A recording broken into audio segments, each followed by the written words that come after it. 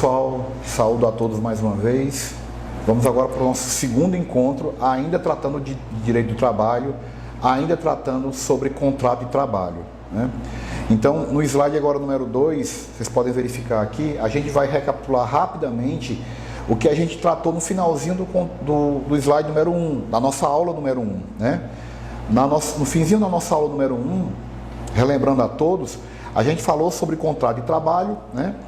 As suas características, o seu conceito. O contrato de trabalho é um acordo de vontades, é um casamento de vontades, em que a partir dele você cria um vínculo entre empregado e empregador, né? Entre empregado e empregador. Esse vínculo que é gerado, gera para o empregado a obrigação de prestar serviço de forma habitual, de forma personalíssima, a esse empregador. E o empregador, por sua vez, ele tem a obrigação de pagar ao seu empregado, né, a dar a ele ordens, né, uma vez que o trabalho, a relação de emprego, ela se caracteriza pela questão da subordinação, né, subordinação. Então, na aula anterior, a gente viu que o contrato de trabalho tem como características a consensualidade, o fato dele ser bilateral, envolver duas partes, ser oneroso, ou seja, ele é um trabalho prestado mediante remuneração, comutativo. O que é comutativo, professor? Não foi falado na aula passada. Comutativo quer dizer o que é direito de um é obrigação para o outro. O empregado, ele tem o direito de receber salário. De outra parte, o empregador tem a obrigação de pagar salário. O empregador, o patrão, ele tem o direito de dar ordens ao seu funcionário, ao seu empregado, enquanto que o funcionário ele tem a obrigação de cumpri-las, né? A obrigação de cumpri-las. Então, essas características a gente já viu na aula anterior, né? Agora, um aspecto que não pode deixar de ser tratado aqui é que alguns elementos essenciais no contrato de trabalho têm que estar presentes também, né? A questão da capacidade das partes, objeto lícito e a forma. O que é isso? Quando se fala de capacidade das partes, ambas as partes devem ser capazes. Ou seja, o trabalho ele pode ser realizado mediante maiores de idade, pessoas com 18 anos. No direito do trabalho, é possível o trabalho a um menor de idade, que é o caso do aprendiz, mas ele precisa ter autorização dos pais, né? Além disso, o objeto deve ser lícito. Eu contrato alguém para trabalhar numa olaria. Eu contrato alguém para trabalhar numa farmácia. Eu contrato alguém para o trabalho perante uma loja de bicicletas. São atividades lícitas. Mas eu jamais poderia contratar alguém para trabalhar, por exemplo, com pistolagem. Porque essa atividade ela é ilícita. Ela não é permitida pelo direito. Ela é crime, né? Então, não se admite que você tenha contrato de trabalho para atividades em que o seu objeto é ilícito, né? Além disso, forma prescrita ou não defesa em lei, né? Os contratos no direito, eles devem obedecer uma forma. Quando o contrato quando a lei não exigir para um contrato uma forma específica, essa forma é livre. No caso do contrato de trabalho, muita gente pensa que o contrato de trabalho ele é celebrado quando se assina a carteira. Na verdade, não. O contrato de trabalho ele não tem forma. O mero fato de eu chegar para o meu empregado e dizer: fulano, tudo bem, eu quero você trabalhando comigo, você começa amanhã. A partir desse momento, já se celebrou um contrato de trabalho. Nós já temos o nascimento de um contrato de trabalho aí, verbalmente. A assinatura da carteira, o preenchimento da carteira e demais formalidades são um mero exaurimento do contrato de trabalho, uma mera decorrência legal, uma mera, digamos assim, burocracia que a lei exige para o contrato de trabalho. Mas a partir do momento que eu tenho um casamento das vontades, eu quero trabalhar, eu quero você trabalhando para mim, você já tem um contrato de trabalho, né? Então quanto à forma, a gente acabou antecipando aqui que quanto à forma, o contrato de trabalho ele pode ser verbal ou escrito, ele pode ser tácito ou expresso, né? O contrato tácito é aquele contrato em que eu não falo nada e digo, olha, eu começo hoje, eu já começo a trabalhar. Então, pela própria prática de atos, já enseja o nascimento daquela relação de trabalho, né? Quanto ao prazo, nós já vimos também. O contrato de trabalho ele é em regra por prazo indeterminado. O contrato de trabalho ele é em regra por prazo indeterminado. Mas eu posso ter outras situações que a própria lei permita, em que o contrato de trabalho ele tem um prazo para começar e um prazo para ter seu fim, né? É o caso do contrato por experiência, né? Aquele contrato que você contrata alguém para ver se aquele empregado ele satisfaz as necessidades da empresa. Vou contratar um chefe para um restaurante aqui em Limoeiro. Vamos ver se o cara é bom, vamos celebrar um contrato de experiência de 90 dias. Se ele não for bom, a gente procura outro, né? É possível ter o contrato por obra certa, né? E aí, algumas situações bem pontuais, é possível ter também um contrato por prazo determinado, é o caso, por exemplo, de safra, né? Ao longo do contrato de trabalho, já que a gente está falando dele, tratando dele agora, é possível que nós tenhamos, ao longo da duração do contrato de trabalho, dois fenômenos muito interessantes, que é a suspensão do contrato de trabalho e interrupção do contrato de trabalho. Do que trata cada um deles? Veja, em ambos as modalidades, em ambos os fenômenos, nós teremos situações em que não há a prestação de trabalho. O trabalhador, o obreiro, né? O empregado, ele não presta serviço ao seu patrão. A diferença é que, na suspensão do contrato de trabalho, não há pagamento de salário e o tempo de serviço ele não é contado. É o caso, por exemplo, de aposentadoria por invalidez, de suspensão disciplinar, quando você pune disciplinarmente o empregado por má conduta. É o caso do serviço militar obrigatório. Então, durante o período em que aquele empregado vai prestar serviço ao Exército, o contrato de trabalho dele fica suspenso, ele nem recebe nem aquele prazo que ele prestar serviço ao Exército, ao tiro de guerra, digamos assim, é contado. Já na interrupção do contrato de trabalho, você também vai ter uma situação que não há prestação de serviço por parte do obreiro, do empregado. Mas, no caso aqui, há pagamento de salário e o tempo da interrupção é contado para todos os efeitos. É o caso, por exemplo, de férias, é o caso, por exemplo, de afastamento por doença ou acidente de trabalho, é o caso dos feriados, né? Então, nós temos aqui as situações de suspensão e de interrupção do contrato de trabalho, né? Do contrato de trabalho. Então, como já falado aqui, na suspensão não há recebimento de salário e não conta o tempo, né? E o tempo na relação no contrato de trabalho é muito importante para fins de quê? Para fins de FGTS, 13º, enfim, né? Então, o empregador, o patrão, ele fica desobrigado durante esse período dessas obrigações. Já na interrupção é o contrário, você há a contagem e há também a remuneração, né? Há também a remuneração. E aí, uma vez que o término ou a suspensão ela tem o seu fim, aquele empregado ele tem direito a voltar à sua antiga função nas mesmas condições, né? Professor, e com relação às faltas, né?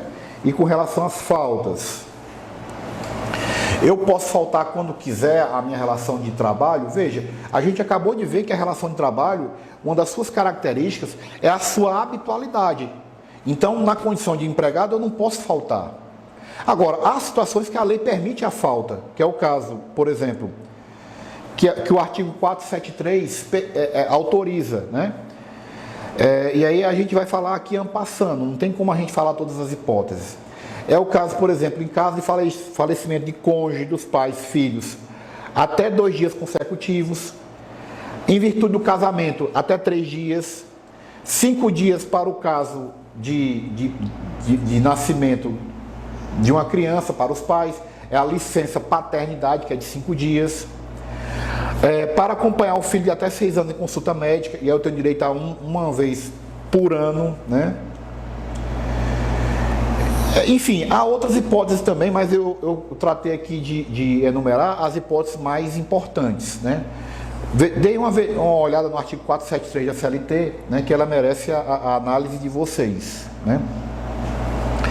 Uma vez que a gente falou sobre suspensão do contrato de trabalho, de interrupção do contrato de trabalho, uma das modalidades, uma das hipóteses mais notáveis do contrato de trabalho relativamente à interrupção é o direito a férias, né? O direito a férias.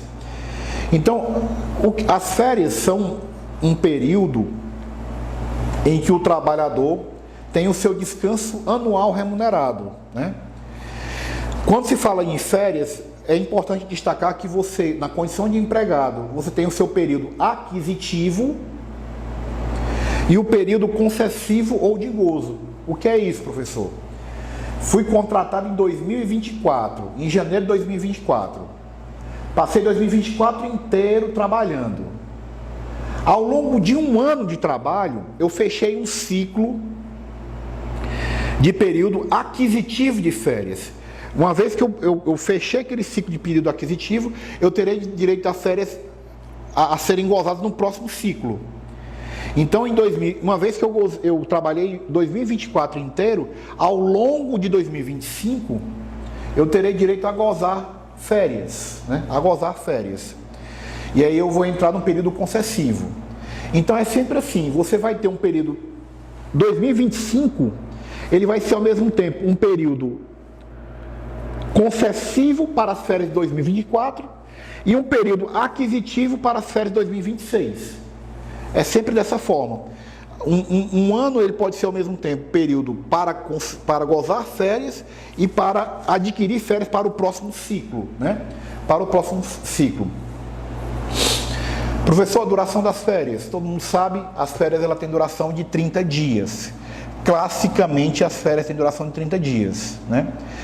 É claro que o seu trabalhador injustificadamente falta um bom número de dias durante o ano, esse número de dias ele vai ser reduzido. Uma outra coisa que merece destaque também é que é possível que você venha gozar férias proporcionais. Professor, eu entrei na empresa em agosto, e a empresa já me deu férias no fim do ano. Algumas empresas elas fazem isso, elas concedem férias proporcionais. E aí você não vai ter as suas férias cheias. Elas vão ser agosto, né, vão ser 5/12 do que seriam suas férias cheias, né? Então, você pode gozar de férias proporcionais aos meses trabalhados. Agora, para gozar as férias cheias, é preciso que você feche o ciclo de 12 meses, né? Quando o trabalhador vai sair de férias, ele vai receber, durante aquele período de 12 meses, a média daquele período, somada a esse valor, 1/3 das férias. Então, se, por exemplo, naquela média, nas minhas médias, deu aqui, sei lá, R$2.000. Então, eu vou receber R$2.000 mais 1/3 de 2.000. 2, 3, 6... 2.000 mais 600, né? Férias mais 1/3, né? Férias mais 1/3. Claro, falando-se de férias cheias, né? Professor, o período de férias pode ser fragmentado? Pode, né? A legislação, a alteração recente da CLT permitiu que as férias pudessem ser fracionadas, divididas, né?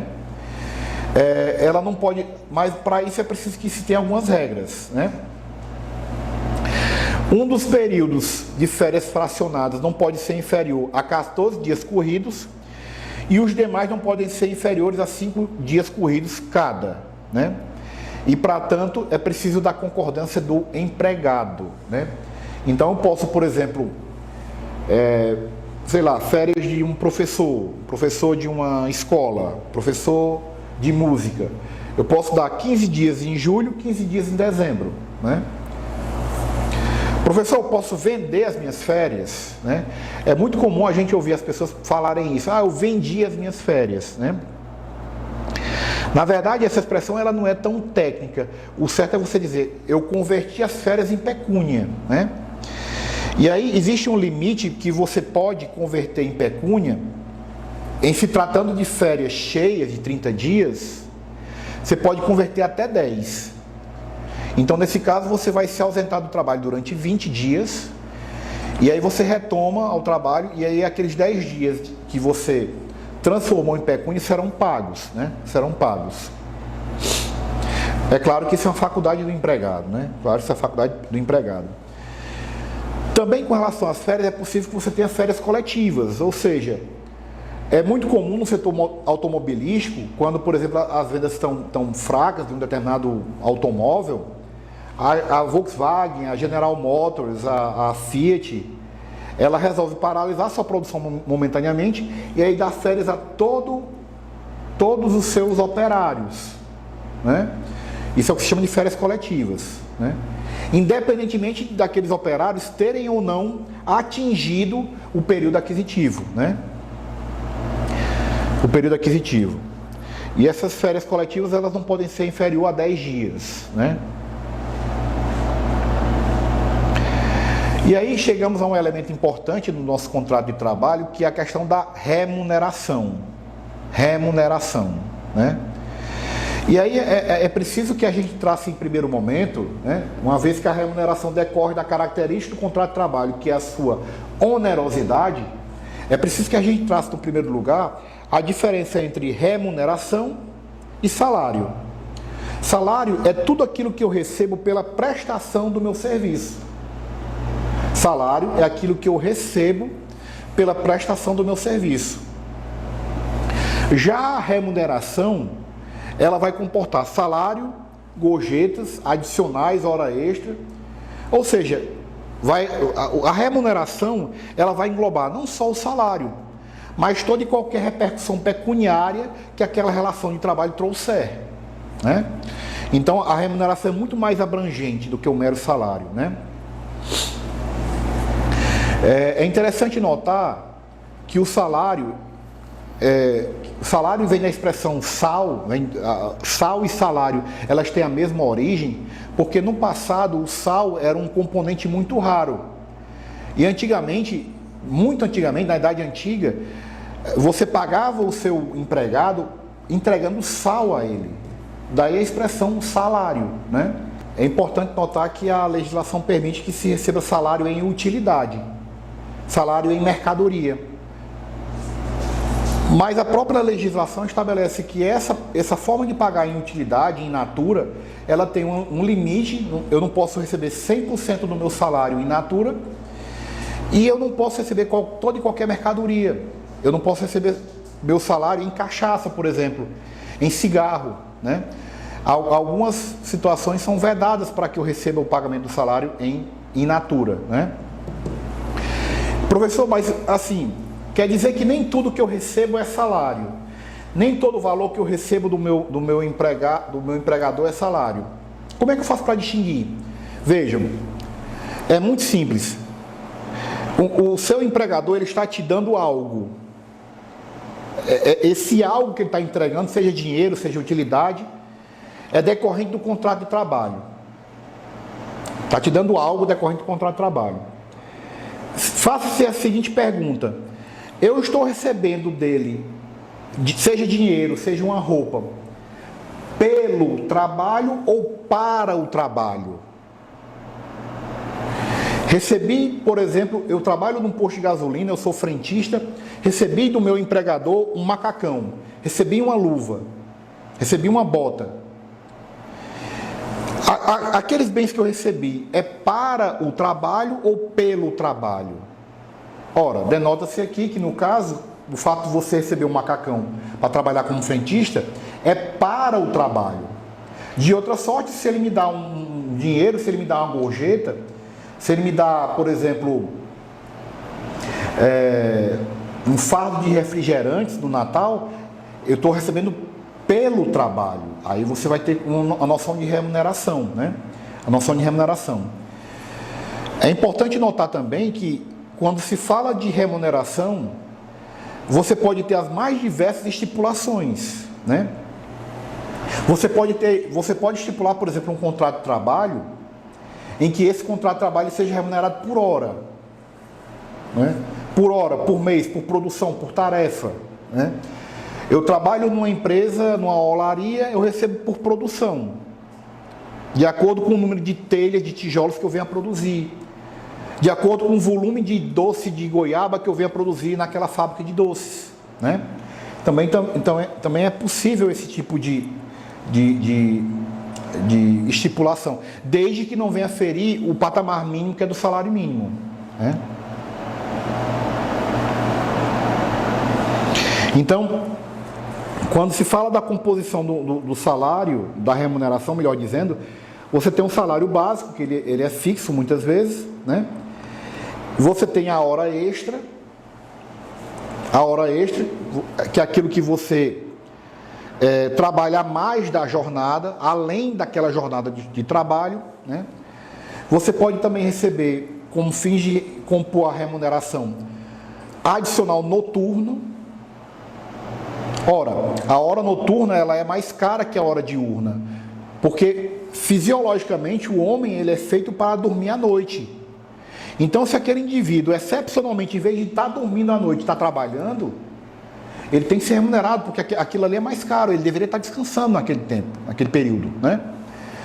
Além disso, nós temos também os adicionais de insalubridade. Insalubridade, quando você se depara com uma atividade de emprego, né, que ela é nociva à sua saúde. Você trabalha com raio-x, você trabalha com refrigeração, você trabalha com calor intenso. Então essas condições são nocivas ao seu corpo, ao seu organismo. Assim como é possível também você ter o adicional de periculosidade. Você trabalha com explosivo, você trabalha com um elemento químico, né? Então, é possível compor na remuneração do empregado esses adicionais de insalubridade e periculosidade, né? Além disso, o trabalhador ele tem direito também a receber provisoriamente 25% do salário a título de transferência, e aí é um adicional por conta de transferência. Eu sou gerente da loja, sei lá, uma determinada loja de departamento aqui em Limoeiro. Minha família é de Limoeiro. Fui transferido para a loja do Crato. Aí lá eu vou ter que alugar casa, vou ter que me adequar. E aí você tem um adicional de transferência, né, para que eu possa me organizar lá na outra cidade, né? Além disso, também compõe a remuneração comissões, gratificações diárias para viagem. Desde que essas diárias para viagem, elas não devem exceder 50% do salário, né? Do salário. Professor, eu trabalho numa empresa, eu entrei numa empresa, né? E aí tem uma pessoa que exerce a mesma função que eu, faz o mesmo que eu faço, e os nossos salários são diferentes. Isso pode acontecer? Pode. Pode. Agora, em alguns casos, observado os requisitos que a lei traz, se você tem duas pessoas que exercem a mesma função,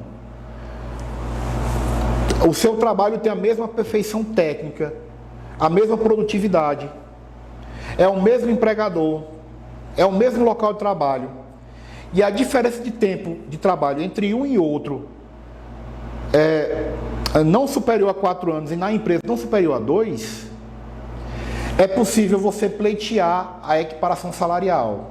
O que é isso, professor, equiparação salarial?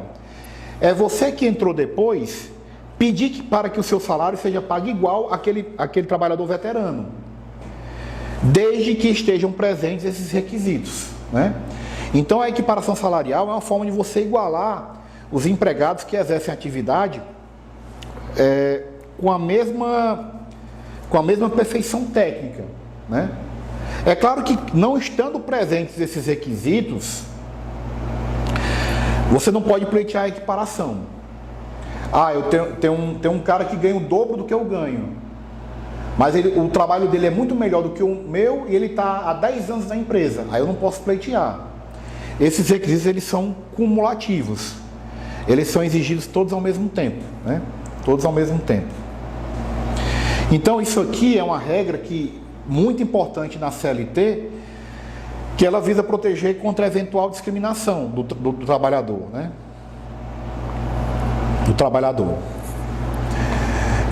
Passando para um outro aspecto aqui da relação de trabalho, agora vamos talvez ao coração do contrato de trabalho, né? Ao coração do contrato de trabalho, talvez um dos aspectos mais importantes do contrato de trabalho, que é a duração do contrato de trabalho, ou que a gente pode chamar de jornada de trabalho, né? A Constituição Federal, a nossa lei maior, diz que o trabalhador ele deve trabalhar, salvo eventual regra específica, 8 horas diárias, 44 semanais. Então, classicamente, eu tenho que trabalhar 8 horas, segunda, quarta, quinta e sexta, e aí eu tenho 40, e para fechar as 40, eu tenho que trabalhar mais 4 no sábado. Ou então, eu trabalho 44 de segunda a sexta, né? Trabalho 9 na segunda, 9 na terça, 9 na quarta, 9 na quinta, já dá aí 36, aí trabalho o restante aqui para fechar as 44 horas semanais, né? Então, quando se fala em contrato de trabalho, na jornada de trabalho eu tenho o que se chama de duração da jornada e intervalos intra-jornada e entre jornadas. O que é isso? Eu trabalho 4 horas de manhã, aí eu tenho um intervalo de almoço, aí eu trabalho mais 4 à tarde. Esse intervalo para almoço é um intervalo intra-jornada. Esse intervalo ele não conta. A rigor eu trabalhei 8 horas. Terminei o meu horário de trabalho e fui para casa. Entre o fim do meu horário, entre o fim da minha jornada e o começo da jornada do outro dia, eu tenho que ter 11 horas de intervalo. Esse é o que se chama de intervalo entre jornadas. Então, o intervalo intra-jornada é o intervalo para o almoço, dentro da jornada. Entre jornadas, entre uma jornada e outra, entre um dia e outra, né? Então, classicamente, no direito brasileiro, tanto a questão da duração da jornada quanto o intervalo é classicamente esse intervalo, né? Essa jornada. 8 horas diárias, 44 semanais. Sendo que eu terei pelo menos 1 hora de intervalo para o almoço, né? Pelo menos 1 hora de intervalo para o almoço.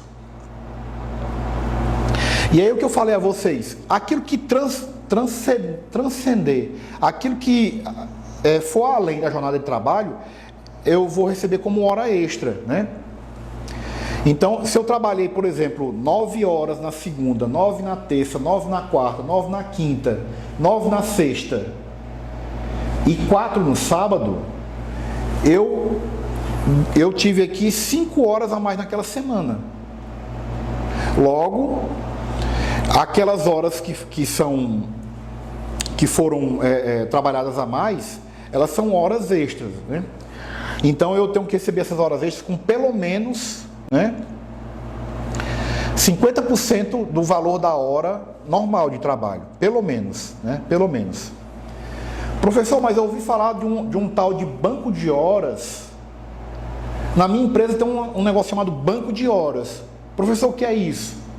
Veja, em algumas empresas, né,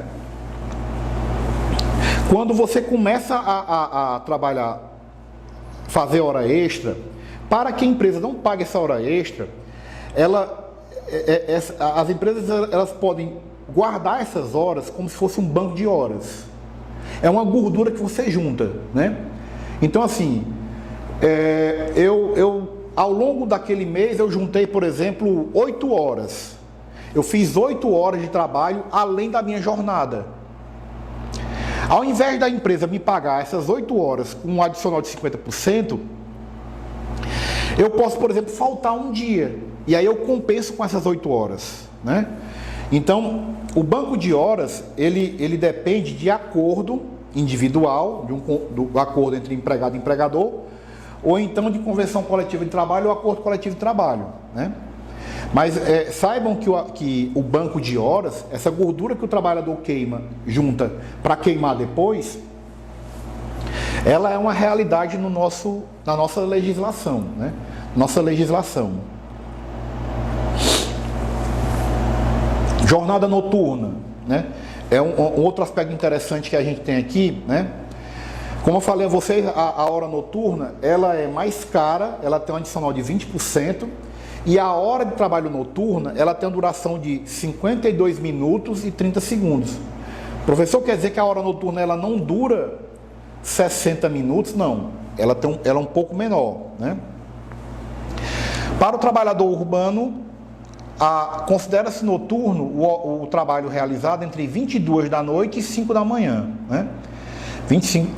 Entre 22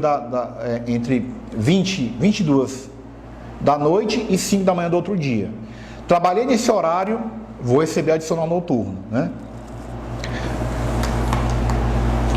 É interessante, a questão do adicional noturno ele existe pelas razões que a gente já falou, né?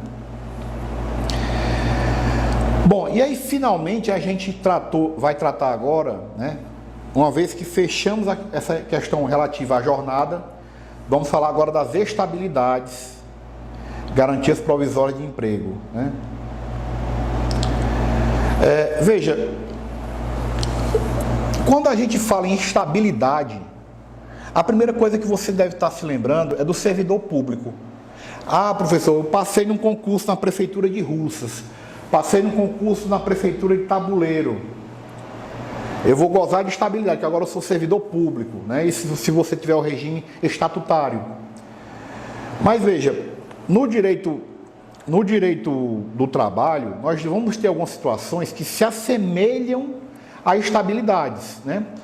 E aí, alguns gostam de chamar de estabilidade, outros gostam de chamar de garantia provisória de emprego, né? Em linhas gerais, o que é a estabilidade ou garantia provisória de emprego? É o direito de você não ser demitido sem justa causa. Nós vamos ver a seguir a demissão, quando ela ocorre com justa causa e sem justa causa. Mas quando se fala de estabilidade ou garantia provisória de emprego, você vai ter o direito de, pelo menos temporariamente, não ser demitido sem justa causa, né? Então, você vai ter direito a ser mantido no emprego, né? Professor, quem é que vai gozar dessa garantia, né? Algumas situações bem pontuais permitem que o trabalhador goze dessa garantia, vamos chamar de estabilidade, entre aspas, né? É o caso do indivíduo que volta do auxílio-doença acidentário, o cara que ele usufruiu do auxílio-doença e voltou para o emprego. Ele vai gozar da estabilidade por 12 meses. O cara que é dirigente sindical, o cara que se candidata a presidência do sindicato, a compor a chapa do sindicato. Do registro da candidatura até o término do seu mandato, ele é estável, né? O dirigente de cooperativa, a mesma coisa. A estabilidade da gestante, como forma de proteger a mulher gestante, né? Então ela tem direito à estabilidade, ela não pode ser demitida da confirmação da gravidez até 5 meses após o parto. E essa situação é importante notar, ela também abarca a mulher que adota, né? Que adota. A estabilidade do membro da CIPA, a mesma coisa, do registro da candidatura até o término do mandato. Professor, até 1 ano do término do mandato. Professor, o que é CIPA? A sigla CIPA quer dizer Comissão Interna de Prevenção de Acidentes. Então a empresa, ela vai ter um grupo de empregados que vai promover a proteção dos demais empregados com relação a eventuais acidentes que o ambiente possa trazer, né? Então esse indivíduo ele vai gozar de estabilidade, né? Assim como um membro do Conselho Nacional da Previdência Social, ele também vai gozar de estabilidade. O membro do Conselho Curador do FGTS, e aí eu peço que vocês dêem uma olhada na lei do FGTS para mais detalhes, né? Para mais detalhes a esse respeito.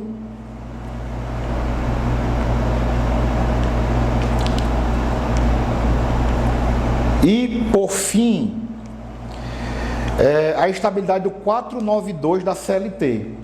O que é que diz o 492? O empregado que contar com mais de 10 anos de serviço na mesma empresa não poderá ser despedido, senão por falta grave ou circunstância de força maior, devidamente comprovada. E aí a lei é muito sábia, porque, vejam, não é porque eu completei 10 anos de empresa que eu posso pintar e bordar, fazer o que eu quiser na empresa. Não.